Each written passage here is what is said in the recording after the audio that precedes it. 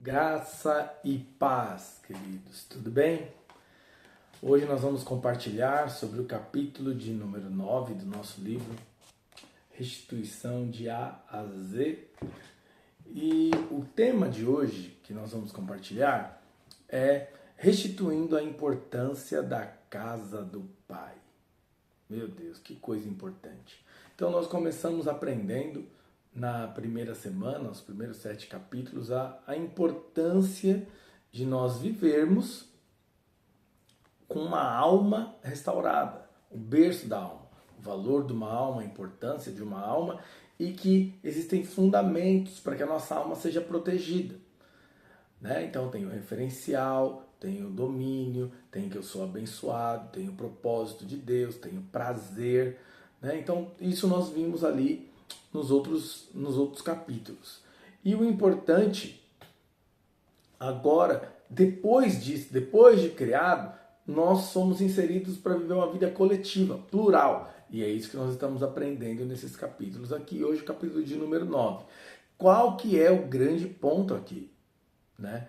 Eu e você, assim como quando nós nascemos aqui, fomos inseridos em uma família. Essa família estava lá nos esperando, estava lá com o quarto preparado, com a casa preparada, com o ambiente, já com uma série de coisas.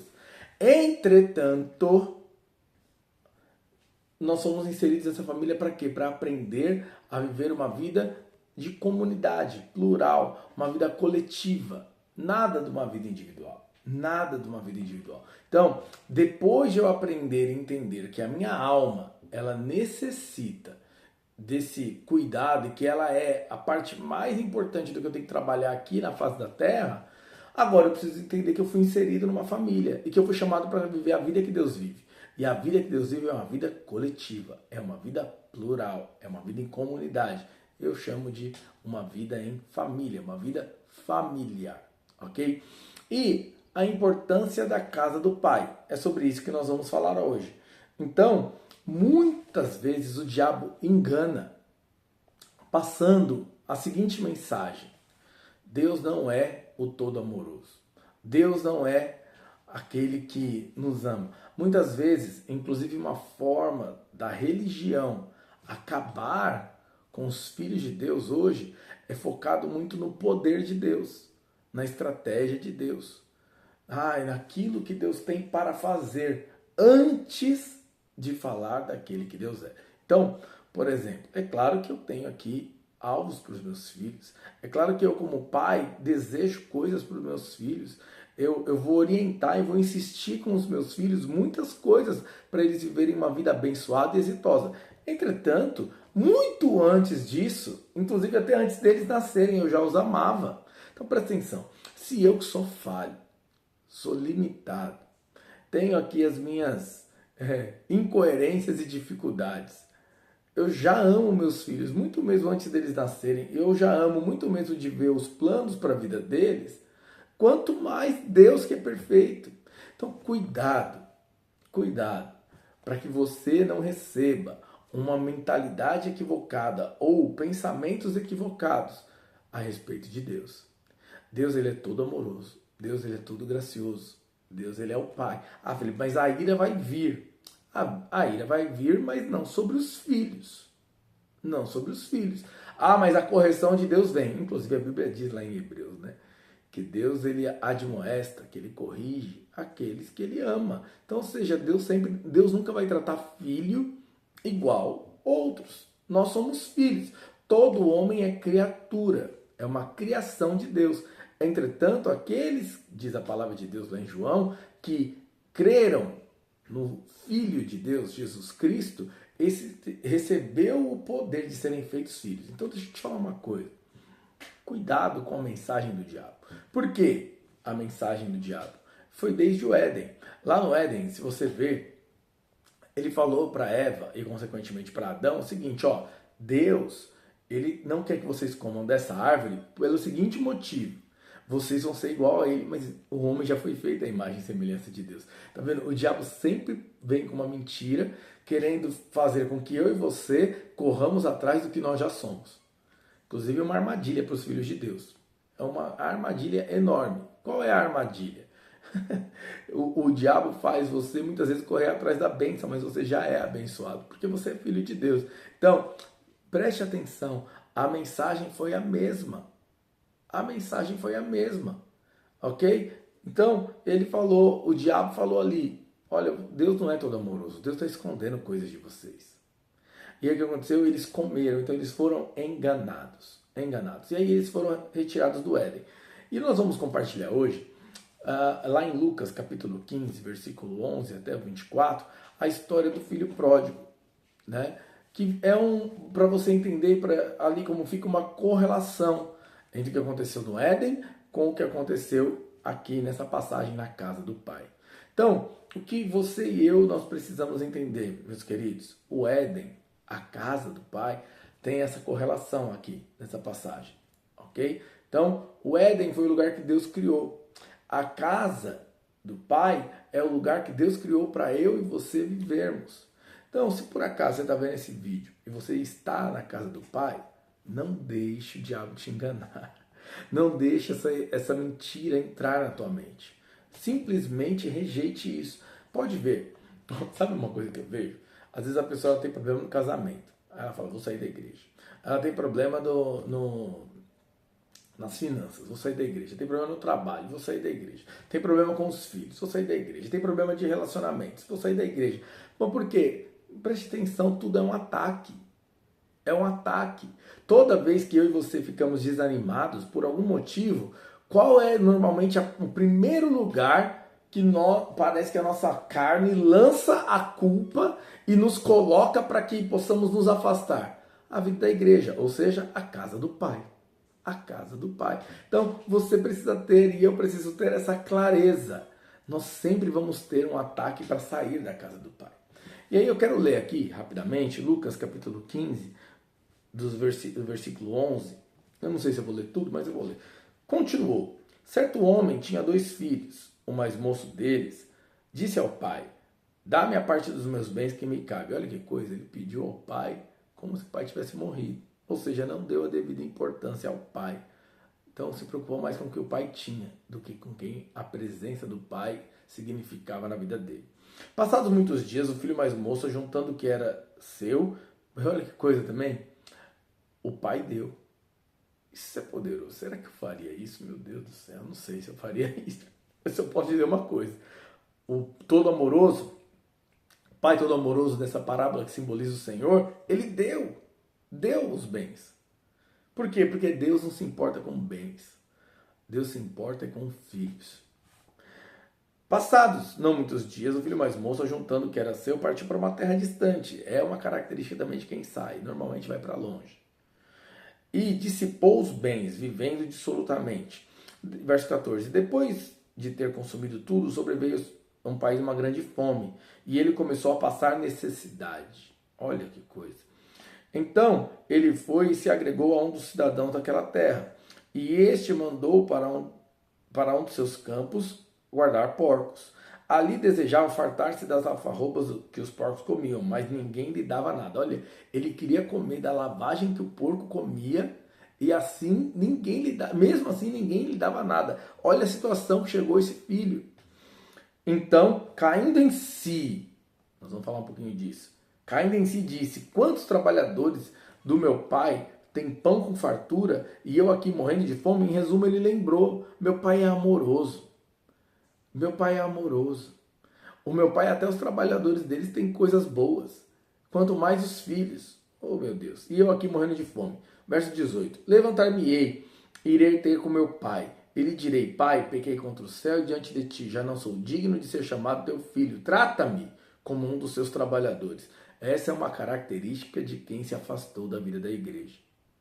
De alguma forma ele quer voltar e trabalhar para recompensar o seu erro. Deixa eu falar. Deus não está preocupado com o seu trabalho. Deus está preocupado com a sua distância. Se por acaso você está fora da vida da igreja, deixa eu te deixar essa mensagem com muita clareza. Deus não está preocupado com o seu trabalho. Não está. Deus está preocupado com a sua distância. E levantando-se foi para o pai. Vinha ele ainda longe, o filho estava longe, quando seu pai o avistou e compadecido dele correndo, o abraçou e o beijou. essa parte tem tanta vida. Tá vendo como Deus está preocupado com a distância e não com o que tem que fazer? E o filho disse: Pai, pequei contra o céu e diante de ti, e já não sou digno de ser chamado teu filho. O pai, porém, disse aos servos: isso aqui é maravilhoso. Olha a cena. O pai correu, abraçou e beijou o filho. O filho veio reconhecendo: Pai, me perdoa, me perdoa. Me trata como um dos seus trabalhadores. Aqui, simbolizando Deus, o pai, ignorou completamente o que o filho falou. Por quê? Jamais pais amorosos vão tratar os filhos como trabalhadores. Jamais. Então, eu sei que nós muitas vezes queremos recompensar as nossas falhas, olhando para Deus como se Deus estivesse cobrando a nossa dívida. A nossa dívida foi paga em Jesus Cristo na cruz do Calvário. Então, o pai está preocupado com você. E olha o que aconteceu, nós estamos falando de restituição. O pai, porém, a Bíblia não fala, mas eu estou falando, ignorou completamente o que o filho falou. Então, não volte para casa do pai pensando que você tem algo devendo. Reconheça, se arrependa, volta para casa do pai. Mas a única coisa que o pai quer é relacionamento conosco. O pai, porém, disse aos seus servos: trazei depressa a melhor roupa, vestiu, pondo-lhe o anel no dedo e as sandálias nos pés. Trazei também matar um novilho cevado. Vamos fazer churrasco. Deus ama churrasco. Comamos e regozijemos, porque esse meu filho estava morto e reviveu, estava perdido e foi achado. Então, a primeira coisa que nós vamos entender, lembra do comparativo com o Éden e aqui com essa parábola do filho pródigo? Olha o que aconteceu no Éden. Quando Adão pecou, Deus foi atrás de Adão. E quando Adão apareceu, porque foi Adão que teve que aparecer, Deus estava procurando Adão e Adão apareceu, Deus perguntou para ele: onde estás? E Adão voltou falando o que ele fez. Aqui é a mesma coisa. O filho se afastou do pai, fez o que o pai não queria. Entretanto, quando ele voltou, ele já falou: pequei contra o céu, pequei contra a terra, pequei contra isso, eu estou errado, eu estou isso, aquilo. O pai ignorou completamente. Beijou ele e falou: vamos fazer uma festa. Ele está de volta. Então, o que você e eu precisamos ter clareza? Nosso Deus é todo amoroso. Não permita que o diabo minta para você. Não permita. Não permita que o diabo e a religião coloquem pesos sobre seus ombros que Deus não coloca. Deus sempre está preocupado com a proximidade. Deus é um Deus de relacionamento. Então, nós estamos falando da restituição, da importância da casa do Pai. Então, Deus, ele nos coloca para viver uma vida em comunidade, em família. O que Deus se preocupou com Adão? Dele estar perto. Colocou o cordeiro sobre ele, ok? A pele do cordeiro. Imolou o cordeiro, pagou o pecado dele ali. E aqui, Deus também falou: vamos fazer o churrasco. Imola aí o novilho. Ou seja, o sacrifício que Deus colocou, ou o sacrifício que Deus quer, nunca vai ser dos filhos. O sacrifício que Deus vai fazer, ele já foi feito em Jesus Cristo. Então, não tem ira para você. Acredite no que eu estou te dizendo. Não tem ira para você. Para você só tem favor e graça. Aproveite. Essa é a dispensação da nova aliança. A nova e eterna aliança. Em Jesus, Deus nos restaurou. E olha o que aconteceu. Aqui, o filho foi restituído por completo. Eu e você precisamos dessa experiência. Que coisa poderosa. Que coisa poderosa. Deus restituiu o filho por completo. Olha, é seu. Você faz parte da família. Você faz parte de estar conosco. Sabe, eu vou falar aqui com você uma característica minha. Eu sempre procuro e quero ter meus filhos perto. Né? Eu tenho um filho na fase adulta e um na adolescência. Então a tendência deles sempre é alguns amigos, coisas para fazer, vai trabalhar, então acaba passando agora mais tempo fora do que dentro de casa. Mas eu sempre procuro e quero ter meus filhos perto. Então, mais uma vez, se eu que sou limitado, sabe, sou imperfeito, tenho esse desejo, assim, quero os meus filhos perto, quanto mais Deus. Não permita, mais uma vez, eu dizer que a religião e que o diabo te engane, ok? Mas vamos avançar. E aí, o que aconteceu? Aqui o filho ele tinha que aprender. E duas coisas que nós precisamos ter muita clareza, mas muita clareza. Nós só aprendemos de duas formas. Quantas formas? Duas. A primeira forma de aprender é quando nós passamos pela nossa própria experiência. Então, o filho aqui, ele escolheu quebrar a cara. Quebrar a cara, ele não ouviu o pai. E a outra forma de nós aprendermos é quando nós ouvimos. Então, entenda. Ou nós aprendemos pelo conselho, pelo princípio, por ouvir algo, ou nós vamos aprender com a nossa experiência. E a vontade de Deus não é que nós passemos por isso. Adão e Eva, eles só aprenderam sem ouvir, eles não ouviram o conselho de Deus. Deus falou, não coma dessa árvore. Eles foram lá, comeram, aprenderam com a experiência. Que pena. Agora, esse filho também, o que aconteceu? Deus falou para ele, não, meu filho, aqui tudo é teu. Se você ver depois, pro irmão mais velho, ele fala, tudo que eu tenho aqui, olha o coração do pai, tudo que eu tenho aqui é teu. Você tem liberdade. Então, entenda algo. Entenda algo. Deus criou uma casa para nós vivermos, chamada igreja. Então, não queira você ter experiências longe da igreja, fora da igreja. O local que Deus determinou para o homem viver era o Éden. O local que Deus determinou aqui para nós vivermos nessa época é a igreja. É a igreja. Desde Atos foi começada a igreja. Então, a igreja é a casa de Deus. E olha, a igreja, quando eu tô falando, não é a estrutura de, sabe, tijolo, né? Não é a estrutura onde tem um prédio. Claro que o prédio é importante, mas, entretanto, igrejas são os relacionamentos, é viver uma vida coletiva, é a minha comunidade, é a minha família espiritual. Deus te inseriu numa igreja, não, assim, por favor, não abra mão disso. Não abra mão da sua família. Sabe qual é a maior tragédia para um filho? É ele não estar preparado para ir constituir a sua família. Então, ou seja, ele tem que ficar na família dele até ele ter maturidade. A mesma coisa a vida da igreja. Você está na vida da igreja e eu estou para nós termos maturidade. Para nós crescermos em Cristo. Como que eu sempre faço uma brincadeira? Deixa eu falar essa brincadeira.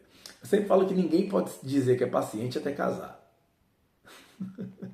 E nenhum casal pode dizer que é paciente até ter um filho.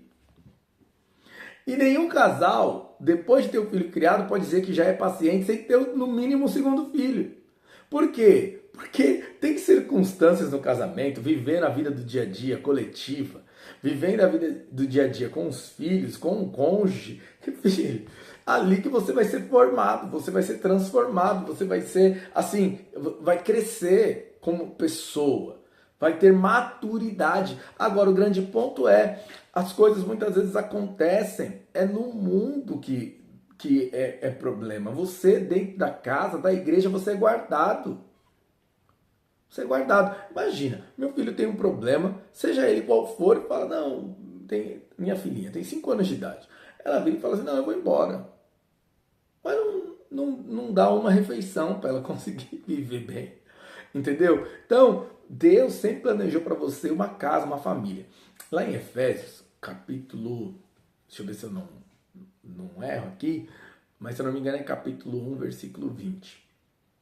Fala que Jesus, ele foi colocado acima de todas as coisas. Ele foi colocado acima de todo o principado, toda a potestade. As coisas ficaram debaixo dos seus pés. E a Bíblia diz que Jesus foi dado à igreja. A igreja. Então Jesus foi dado a nós como igreja. Então a igreja, ela é a casa de Deus na face da terra. E mais uma vez, eu não estou falando da instituição A, B ou C, eu estou falando da igreja que você foi inserido. Então, meu querido, minha querida, não tem que ser, não seja leviano, ouça o conselho. Se você está na vida da igreja, persevera, permanece. Uma das características da igreja de Atos, que foi onde começou, diz que eles perseveravam unânimes, ok? No compartilhar do pão, no partir do pão, que fala de Cristo, nas refeições, na doutrina dos apóstolos. Então, preste atenção. Preste atenção. Não tenha um entendimento equivocado, limitado, olhando para a igreja assim, de uma forma mundana. O mundo atacar a igreja Eu entendo. Eles não sabem o que é aqui. Não sabem o que é a vida da igreja. Né? O contexto de vida da igreja. Agora, nós que somos filhos de Deus, fica criticando a nossa casa. Falei no vídeo de ontem. Eu não permito que falem mal da igreja, de nenhuma igreja. Ah, mas pode ter coisa que eu não concordo. Tem coisa que eu não concordo. Mas é minha casa, é minha família, são meus irmãos. São meus irmãos. Então, tenha muita clareza sobre isso. Ouça o conselho. Para você não se afastar e ter que aprender como o filho pródigo, como Adão e Eva aprenderam. Agora, do outro lado, se você está afastado da vida da igreja, eu quero falar para você, tira toda acusação, condenação. Talvez a religião está prendendo você. Que é o quê? Não, eu tenho que voltar, eu tenho que fazer algo. É porque Deus não vai me aceitar, os irmãos não vão me aceitar. Não, para com isso. Quando você voltar, vai ser feita uma festa, então volta logo. Volta hoje. Deus é um Deus de festa, Deus é um Deus de amor, Deus é um Deus de alegria, de aliança. Então, você precisa e eu preciso dessa clareza. Se por acaso você está afastado da vida da igreja, eu quero deixar essa mensagem para você. Volta hoje.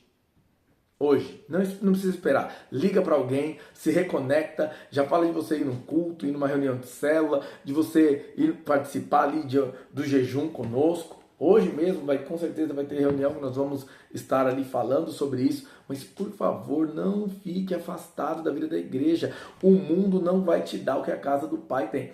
Olha o que o mundo tinha. Colocou o filho pródigo para cuidar de porcos. Para um judeu, porco é um animal imundo. Então, ou seja, a situação de mais fundo do poço que poderia acontecer, aconteceu com ele. Mais fundo do poço. E ele desejava comer de tanta fome, ele desejava comer a alfarroba do povo. Isso aí fala dos crentes que estão no mundo e eles sabem que isso não é bom, mas aí ele fala, nossa, então eu desejo ter o que o mundo tem. Meu Deus do céu, não permita isso. Agora, quando ele voltou para casa, sabe o que foi feito? O churrasco com o melhor novilho que tinha. Só para circunstâncias especiais. Deixa eu falar. Você que está na casa, aproveite a casa do Pai. Você que está fora, saiba, vai ter uma festa. Deus vai se alegrar com a sua volta e os irmãos também. Eu sei que muitas vezes os irmãos não ajudam. Eu também, às vezes, não ajudo. Faz parte, mas deixa eu te dizer algo. A igreja, ela é totalmente divina. A igreja, ela não foi algo que começou humanamente. Só que a igreja tem pessoas que são totalmente naturais, carnais e que erram também. Então, claro que na igreja também fazem coisas que não deveriam, falamos coisas que não deveriam, nós tropeçamos em atitudes, em palavras e ok, mas isso não é motivo de você sair da casa. É por isso que Deus nos insere, para Ele nos aperfeiçoar. A Bíblia fala lá em Efésios capítulo 4, a partir do versículo 11, que foi levantado, né, os 5 ministérios. Pastor, evangelista, apóstolo, mestre e profeta. Desses 5 ministérios, a Bíblia fala qual é o motivo dele. Eles foram feitos para o aperfeiçoamento dos santos e o desempenho do seu serviço. Então entenda, todos nós que estamos na casa de Deus estamos sendo aperfeiçoados. Todos. Então se por acaso você está fora, se reconecte. Se por acaso você está dentro, mas não está fluindo, está chateado com alguém e tudo mais, perdoa, vamos adiante ser aperfeiçoado. E se por acaso você está bem e está dentro da casa, não aceite as mentiras do diabo falando no teu ouvido ou trazendo na tua mente e pensando em ir embora. O mundo lá fora é muito ruim. Esse texto mostra, na casa do Pai tem churrasco. Lá no mundo tem comida de porco. Cuidado com o que você escolhe. Amém? Que o Senhor te abençoe, que você possa entender a importância da igreja. É a casa do Pai. É a restituição da sua vida. Em nome de Jesus.